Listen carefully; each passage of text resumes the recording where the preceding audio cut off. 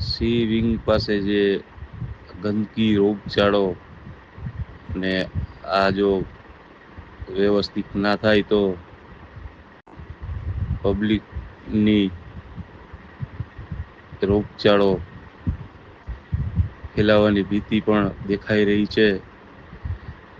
આજે કેટલા દિવસથી આ પરિસ્થિતિ છે તો આ કોઈ મેઇન પ્રમુખને જ કહું છું હું, 6 બિલ્ડિંગના, કે તમે જાણી જોઈને આ વસ્તુ રેવા દેવા માંગો છો.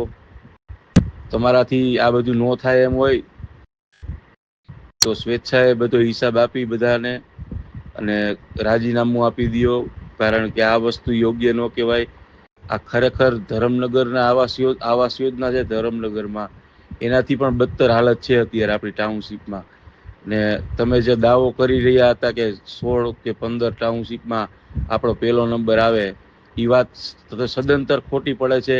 અને આજે તમે જે કૃત્ય કરી રહ્યા છો આ પબ્લિકને હેરાન કરવાનું, એ આ 1% યોગ્ય નથી, બરોબર. અને આજે બધા ભાડુઆત રહે છે અને મકાન માલિક જે તમને બધાને હાકે છે ને, એ યોગ્ય રીતે જ હાકે છે, જરૂરત છે બધાને.